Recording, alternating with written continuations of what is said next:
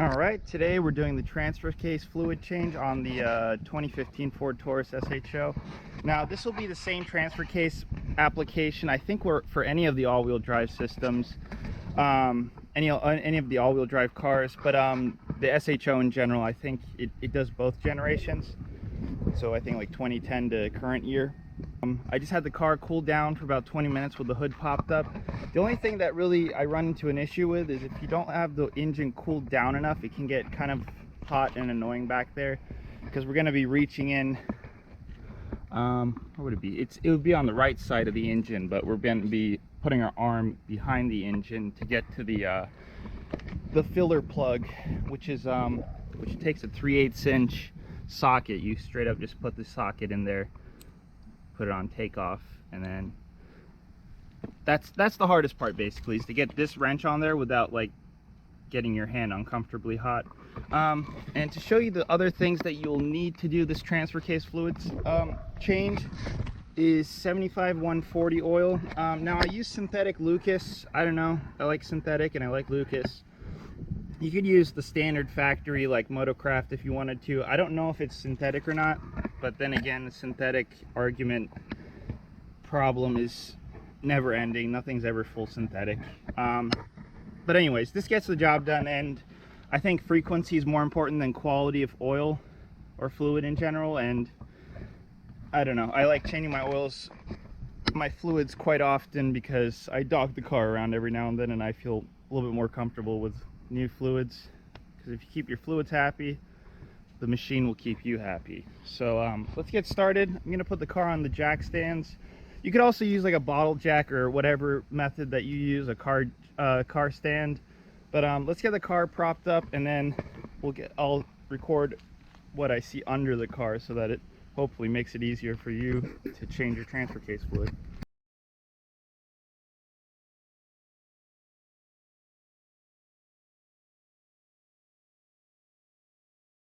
So I wanted to show the video of me like going to the point where we have to take the thing off. So what we're taking off, I don't know if the camera's able to show, but at the very end of this box that we're looking at here, this is the transfer case, and unfortunately everything's still pretty hot, so we're gonna have to wait a little bit more. But you can actually see the thing we have to take off there. It's poking out a little bit. It's a little bit higher than the transfer case's side. But you can see right there. I could reach it, but I'm probably going to be burning my hands. So let's give it a few more minutes. Unfortunately, the transfer case stays warm a little bit longer than the engine does, because it's like half connected to the engine, so it gets heat but doesn't really have a way to cool it off. And thankfully there's hot exhaust, which the exhaust cools down pretty quick, so that's usually not the issue. It's just the oil in the engine stays a bit warm for a while. It's about 60 degrees outside, so should cool down pretty quick, but I can feel the heat radiating from the engine. So let's give it another 15 minutes. But basically we're going to be putting this on there. The hardest part is just making sure that these clicks, like the angle of the square, just getting it right, because you have a limited amount of space to move around. And but once you have it on there, it does stay on there because it goes in pretty deep. So as long as you don't wiggle it out, it's not super hard, and you only have to take it off once, and you only have to put it back on once, and it's not really torqued down that much. It has like a little bit of thread lock on it. And this will be a good time to do some engine cleaning too. There's a little bit of grease and stuff. The transfer case tends to be oily depending on the condition, because you can see that there's the CV axles gasket right there. So there's many things that can leak. Mine's not super leaky, but it does slowly leak. I mean, it's a bunch of gears in there. So let's let it cool down, and then I will record me putting the socket on there, because maybe a video of it might make it easier for everyone. So yeah, let's let it cool down, and then we'll get back to it. All right, so while we wait for the engine, I wanted to go over, while we wait for the engine to cool down, sorry, I'll go over some of the stuff that we do need. I did go over it at the beginning of the video, but this might be a little bit more detailed. We got that diesel global warming weather right now, so it's a perfect time to do this change.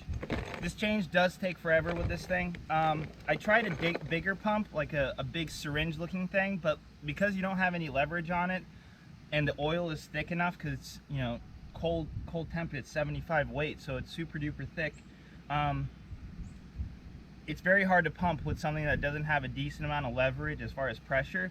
And this thing can push up to, I mean, it goes up to 30 psi, but the canister that you put fluid in and that you remove fluid with, the gasket's not the perfect, it's not the best design, so it doesn't always stay pressure tight.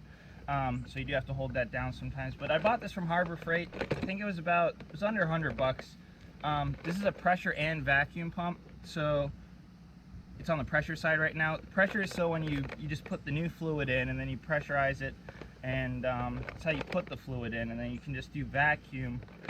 And unfortunately, you do have to suck it up one canister at a time. And I think mine's around 9 or 8. It really depends on how deep you can get the hose into the transfer case, because we're going to be putting the hose in from the top, because the filler port is towards the top of it. Usually, kind of like a rear differential, it's at the level that it should be, and then it just leaks all the excess fluid.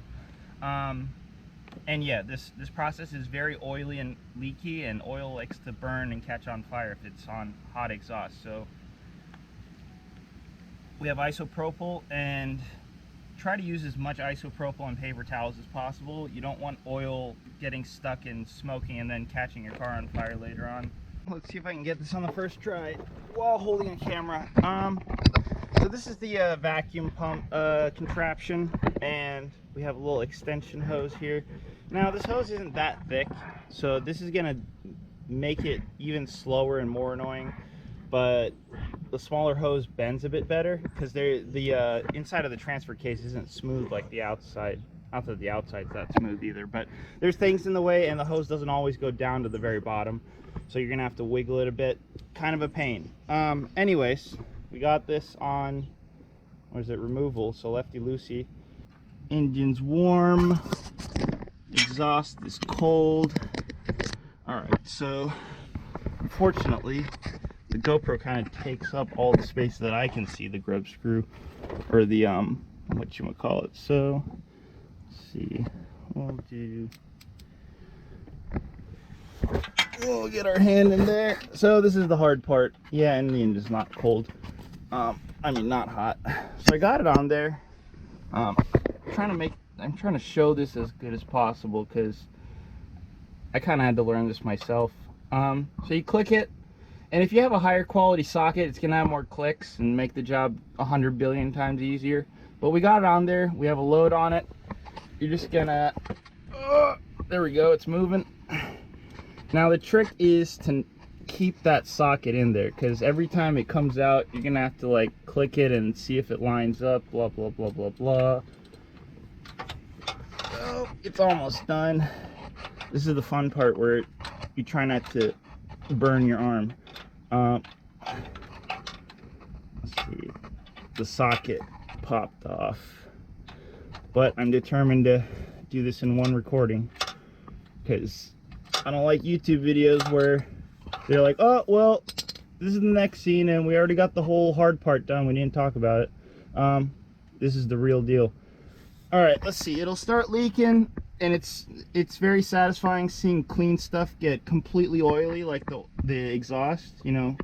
Can't wait to start the car with a bunch of heavy oil on the exhaust and burn the car down like a Lamborghini. But I got it off. This is a magnet at the end of the grub, what is this even called? The cap. Yeah, I honestly don't know how you do this without leaking fluid everywhere, but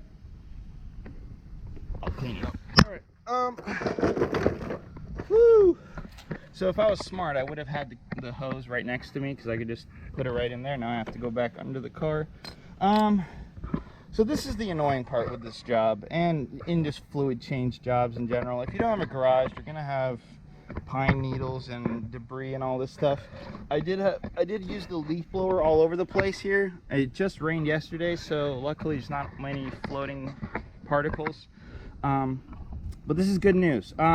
Usually this will be covered in some silver dust, so the magnet just collects all the shrapnel that the gears dispose of as they get older. ready to grenade at any dogging at a red light. So it's clean. Gonna leave it right there. We'll clean it up when we're putting it back. But yeah, prepare to be just covered in thick oil at all times with this, so don't even bother cleaning your hands.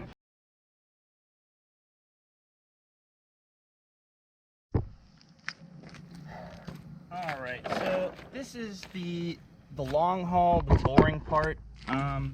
Very repetitive, very annoying, and you're gonna really burn your flexor muscles here. This would work a lot better with something that's like connected to a shop air compressor or something, because they do have better kits, and these I think are all under the category of like brake bleeding, fluid change pumps, I guess. But like they do have kits where you don't really have a hand pump, but it's connected to a big canister, and you can connect that to like an air compressor and really speed up the job. I don't know how fast you can actually go with this, because it's 75 weight oil going through a hose that's not super big, so much you can do. So I'm going to show you the first canister in regular speed, and then I'm just going to speed up the whole process, because it's the same thing over again. Basically 8 repetitions in, 8 repetitions out. So I have it on vacuum right now. Actually, this is more like 50-55 bucks. You don't have to do this that often. Some people never even change this fluid for the transfer case, so I don't know how much money you want to invest into something like this. So I'm going to start going, and I just want to show this in regular speed just to show you what you'd be getting into. So with the vacuum portion, you can just kind of max out the machine, because it'll just hold the vacuum in this canister. The one thing I did want to add is, I don't know if you noticed, but this hose is barely long enough, and if you yank it around quite a bit, it will, it'll pull the hose a little bit higher and higher each time out of the transfer case.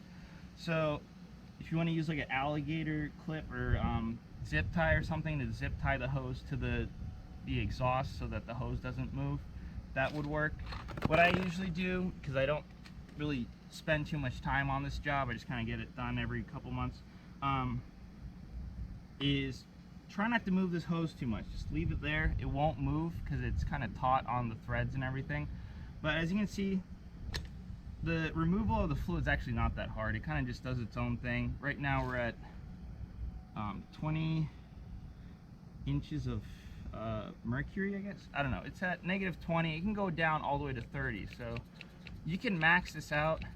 With this kit, the rubber, it's way worse for pressure. The rubber gasket it has is not really like quality rubber, and it'll pop, and then it'll just release all the PSIs, and then you'll have to like hold it down basically. But I just wanted to show you the first canister's fluid condition. And yeah, this is a very, very slow process, so be patient.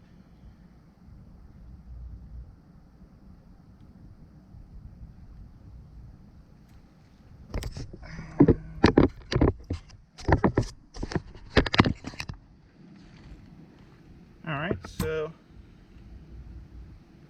just wanted to show you the condition of the fluid. Now this is about 5,000 miles on this fluid. The fluid that was in it, this fluid in the video right here, is the same Lucas 75 weight synthetic, and it slightly changes color, but as you can see, most of the fluid's still newish, I think, or it could have just been the residue in the canister. But just to show you like what healthy fluid, at least to my knowledge, this is healthy fluid. You can see no metal particles. There's a little pine needle that flew by and dropped in. But yeah, this is what it regularly looks like. I've never really had massive amounts of like metal shavings.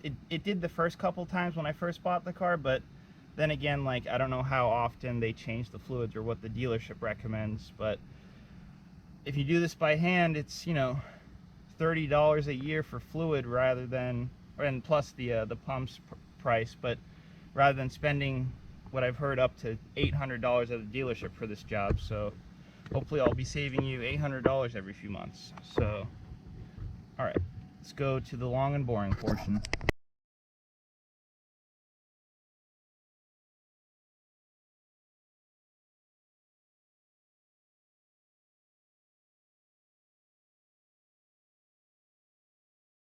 All right, so I did want to add I just wiggled the hose, made sure that it was at the very bottom, and maybe my calculations are off.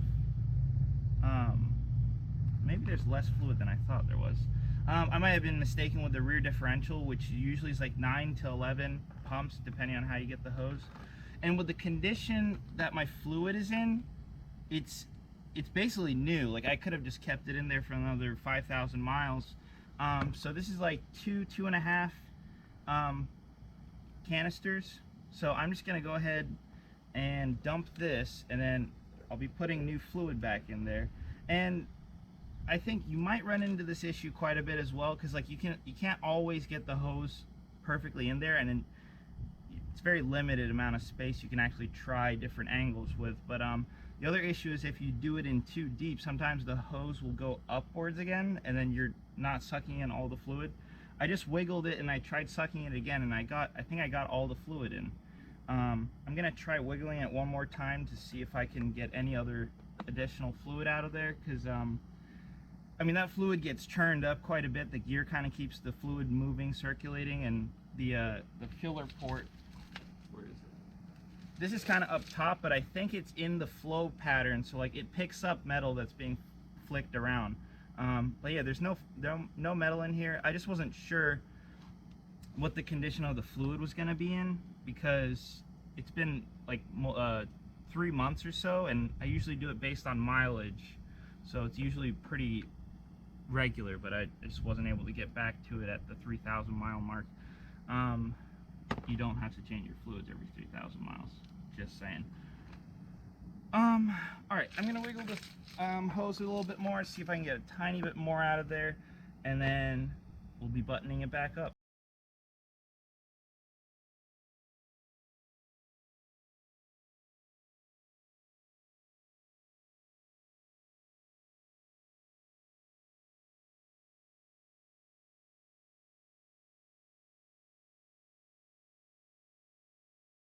Alright, so I apologize for the mess up here, but this thing, I need to find a better replacement for that. This seems to get the job done to keep the seal there, but it doesn't take too much PSI. I would suggest something around 20, so you don't blow, so this canister doesn't blow too hard.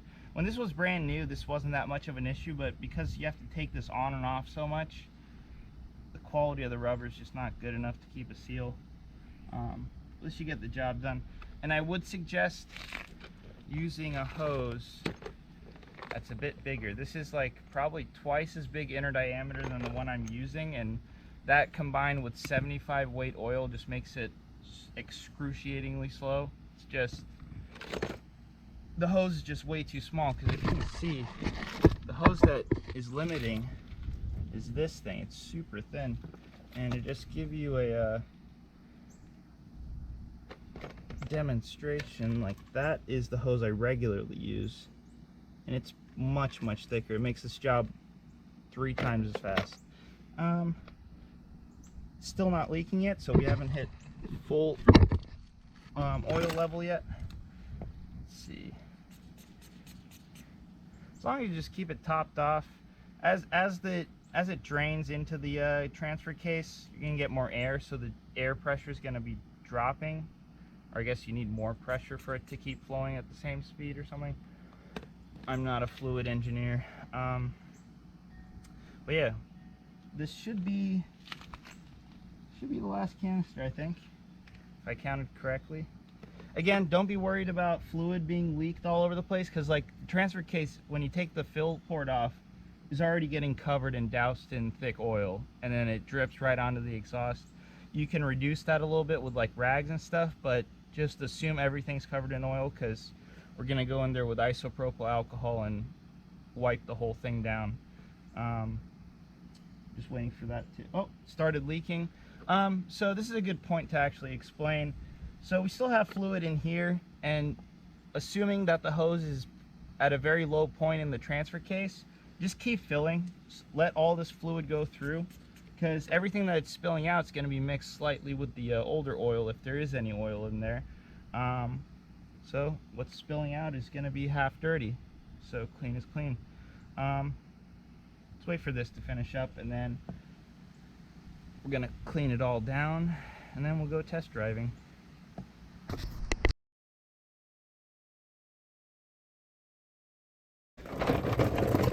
All right, so I just wanted to show you real quick. I always wipe off the inside of the plug, and you can see that the magnet still picks up metal dust.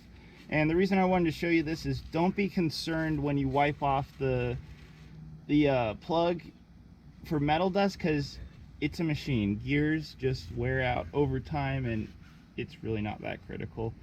Plus, what's in the transfer case isn't journal bearings and stuff, it's just regular bearings to my knowledge, so it's not like putting sand in a regular engine oil. Like, not much can really go wrong here. Even if you get a couple pine needles from the hose in there, it's metal gears, it's not really gonna care.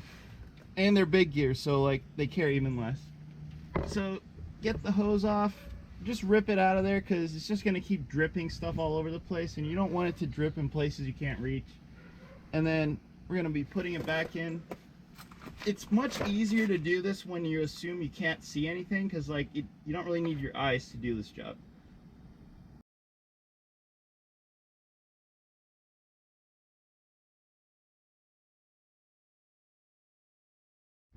Alright, GoPro's almost dead, but good news, we got the job done. Not really a way to properly test it. I mean, it's just fluid's fluid, and next time you're doing a full throttle right off of a red light, you can be assured that your transfer case is probably not going to be the one that's going to go out.